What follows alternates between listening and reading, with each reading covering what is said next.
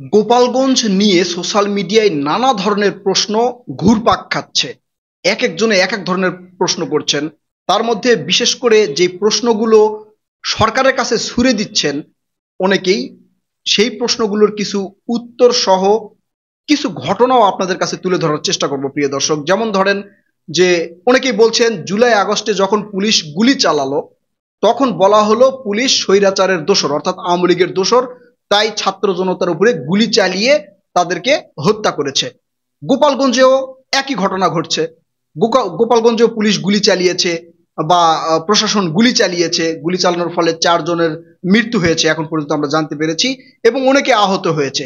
এইটা নিয়ে কেন এখন সরকার চুপ, বিদেশিরা চুপ, কেন পুলিশকে সরকারের বা স্বৈরাচারের দোসর বলা হচ্ছে না? নানা ধরনের প্রশ্ন অনেকেই করছেন। আবার একই সাথে প্রশ্ন করছেন যে পুলিশ যদি আওয়ামী লীগের সময় নিয়োগপ্রাপ্ত হয়ে থাকে তাহলে সেই পুলিশই কেন আওয়ামী লীগের লোকজনদের উপরে হামলা করছে? গোপালগঞ্জের এই ঘটনা নিয়ে কেন প্রশাসনিক ব্যবস্থা সেইভাবে নেওয়া হচ্ছে না? কেন এইসব হত্যার বিচার হচ্ছে না? বা এগুলো নিয়ে কেন আলোচনা সমালোচনা হচ্ছে না? অনেকে অনেক ধরনের প্রশ্ন করছেন, এবং গোপালগঞ্জের ঘটনা, জুলাই আগস্টের যে ঘটনা, ছাত্রদের যে বৈষম্য বিরোধী ছাত্র আন্দোলনের যে ঘটনা, এটার সাথে তুলনা করছেন। আসলে কি বৈষম্য বিরোধী ছাত্র আন্দোলনের এই ঘটনা এবং গোপালগঞ্জের এই ঘটনা সমান? আসুন আমরা একটু যদি দেখার চেষ্টা করি। বৈষম্য বিরোধী ছাত্র আন্দোলন প্রথমে যে আন্দোলনটা শুরু করেছিল সেটা হচ্ছে কোটা বিরোধী আন্দোলন। কোটা বিরোধী আন্দোলন কিন্তু এর আগেও হয়েছে। এই যে ভিপি নুরুল হক নূর এই আন্দোলনটা শুরু করেছিলেন, এবং তারপরে একটা রাজনৈতিক দল তারা গঠন করেছে। এরপরে সেই আন্দোলনে খুব একটা ফলাফল তারা পেয়েছে তা কিন্তু না। পরবর্তী এই আন্দোলন তীব্র আকার ধারণ করলো 24 সালের জুলাই আগস্টের আন্দোলনের মাধ্যমে। সেখানে ছাত্রদের সাথে জনতা একত্রিত হলো, এবং এই আন্দোলনটা পুরোপুরি ছিল সরকারের বিরুদ্ধে। আওয়ামী লীগ সরকারের বিরুদ্ধে কিন্তু এই আন্দোলনটা ছিল। যখন পুলিশ গুলি চালালো ছাত্রদের বুকে, তখন সারা বাংলাদেশের মানুষ কিন্তু সেখানে ফুঁসে উঠেছে আওয়ামী লীগের বিরুদ্ধে, যে এই সরকার স্বৈরাচার সরকার, এই সরকার সাধারণ জনগণের সরকার নয়, এই সরকার হত্যাকারী সরকার, এই সরকার গুমের সরকার। এবং সরকারের বিরুদ্ধে যে সাধারণ জনগণ মাঠে নেমেছে এর অনেকগুলো কারণ কিন্তু আমরা দেখেছি। দ্রব্যমূল্য বৃদ্ধি, সিন্ডিকেট, খুন, গুম, ধর্ষণ সহ নানা ধরনের ঘটনা কিন্তু আওয়ামী লীগ সরকারের সময় ঘটেছে। মানুষ খুব একটা বিচার পায় নাই। এর ফলে ছাত্ররা যে আন্দোলন নেতৃত্ব দিয়েছে, এই সুযোগে সাধারণ জনগণ কিন্তু মাঠে নেমেছে। এখন সেই ক্ষেত্রে পুলিশ গুলি চালিয়েছে, ছাত্রদের হত্যা করেছে। আবার গোপালগঞ্জে একই ঘটনা ঘটলো। গোপালগঞ্জেও কিন্তু ওই একটা আন্দোলন হলো, সেই আন্দোলনে পুলিশ গুলি চালালো। সেই আন্দোলনটা কেন হলো? ছাত্ররা অর্থাৎ ছাত্রদের যে নতুন দল জাতীয় নাগরিক পার্টি এনসিপি, তারা সারা বাংলাদেশে পদযাত্রা করছেন। এটা তাদের সাংবিধানিক অধিকার। আপনি যদি একটা দল তৈরি করেন তাহলে আপনারও সাংবিধানিক অধিকার রয়েছে আপনার ওই দলীয় কার্যক্রম পরিচালনা করার জন্য। এটা প্রত্যেকটা রাজনৈতিক দলেরই এই সাংবিধানিক অধিকারটা রয়েছে। তারা সেই সূত্রে করছে, বিভিন্ন জায়গায় পদযাত্রা করছে। তার সূত্রে ওই প্রেক্ষিতেই তারা গোপালগঞ্জেও কিন্তু সেই পদযাত্রা পূর্ব ঘোষণা দিয়ে করছে। সেখানে প্রশাসন তাদেরকে অনুমতি দিয়েছে, এবং সেই ক্ষেত্রে তারা সেখানে গিয়েছে। এখন গোপালগঞ্জে যে সকল আওয়ামী লীগের নেতাকর্মীরা ছিল তারা বাধা দিচ্ছে কাকে? সরকারকে কিন্তু নয়। তারা সরকারকে বাধা দিচ্ছে না, তারা বাধা দিচ্ছে একটা রাজনৈতিক দলকে। সেই রাজনৈতিক দল যেন সেখানে গোপালগঞ্জে কোনো ধরনের কোনো রাজনৈতিক কার্যক্রম পরিচালনা করতে না পারে, সেই জন্য তারা কিন্তু সেখানে দাঁড়িয়েছে। আসলে এটা কি ন্যায্য? এটা ন্যায্য নয়।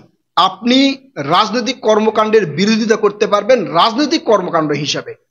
ধরেন একজন একটা সমাবেশ করতেছে, আপনি তার পাল্টা সমাবেশ করতে পারেন যদি আপনার দল বাংলাদেশের রাজনৈতিক দলের নিবন্ধনে থাকে, তখন কিন্তু আপনি করতে পারবেন। আমরা কিন্তু ইতিপূর্বে একটা দেখেছি যে বিএনপি যখন একটা সমাবেশের ডাক দেয়, আওয়ামী লীগ তার পাল্টা সমাবেশের ডাক দেয় একই দিনে। তো এরকম ভাবে কিন্তু দিতে পারে, তাদের রাজনৈতিক কার্যক্রম তারা পরিচালনা করতে পারে।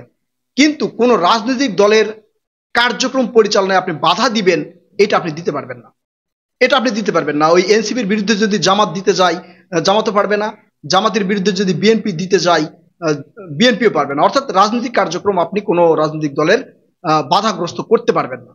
এটা তাদের সাংবিধানিক অধিকার, এটা আইনগত অধিকার, এটা তারা করতে পারবে।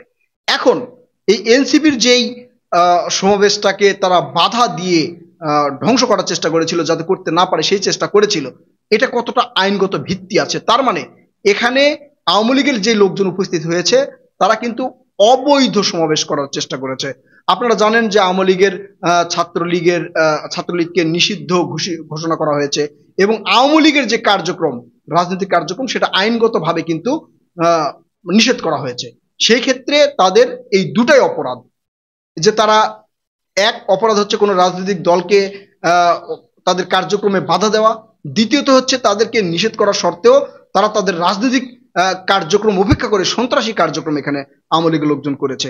এটা কিন্তু মানতে হবে। হয়তো আপনারা আমাকে মনে করতে পারেন আমি এনসিপির পক্ষে বা হচ্ছে অন্যান্য দলের পক্ষে, তা কিন্তু নয়। কারণ বাংলাদেশের যে রাজনীতি, এই রাজনীতিতে যে সকল শব্দ চয়ন করা হয় এটা একবার অশ্লীল।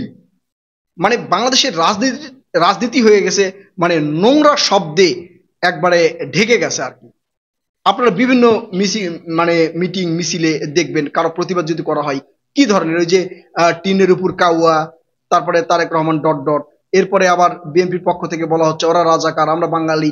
মানে এই ট্র্যাক গুলো দেওয়া, এই যে অশ্লীল শব্দগুলো ব্যবহার করা, এটা বাংলাদেশের রাজনীতির একটা সংস্কৃতি হয়ে গেছে বলে আমি মনে করি আর কি। অনেকে হয়তো মনে করেন। এখন যারা প্রশ্ন করছেন গোপালগঞ্জ নিয়ে, যে গোপালগঞ্জে কেন এটার বিচার হবে না, এটার বিচার এই জন্য হবে না কারণ তারা পুরো অপরাধী, তারাই অপরাধী। একটা দলের রাজনৈতিক কার্যক্রম আপনি বাধা দিতে পারেন। আপনারা সরকারের বিরুদ্ধে আপনারা করতে পারেন, যদি আপনাদের কোনো ক্ষোভ থাকে, কোনো দাবি দেওয়া থাকে, সরকারের বিরুদ্ধে নামতে পারেন, কিন্তু কোনো রাজনৈতিক দলের বিরুদ্ধে নামতে পারবেন না। অনেকে বলছেন যে এনসিপি তো সরকারি দল। আসলে ভাই, এনসিপি সরকারি দল যদি আপনি মনে করি, সেটা কিন্তু মনের ভিতরে থাকবে, এটা আইনগত কোনো ভিত্তি নেই বা এটার আপনি প্রমাণও দেখাতে পারবেন না। আপনি হয়তো বলবেন যে এনসিপি একটা সমাবেশ করতেছে, সেখানে সরকার সাপোর্ট দিচ্ছে, আরেক দল করতেছে তাকে দিচ্ছে না, এটাও কিন্তু আইনগত ভিত্তি নয় যে এনসিপি হচ্ছে সরকারি দল। অনেকেই বলছেন কিংস পার্টি বা হচ্ছে তারা তাদের মধ্য দিয়ে সরকার চলছে, বা ডক্টর ইউনূস তাদেরকে দল গঠন করতে বলেছে।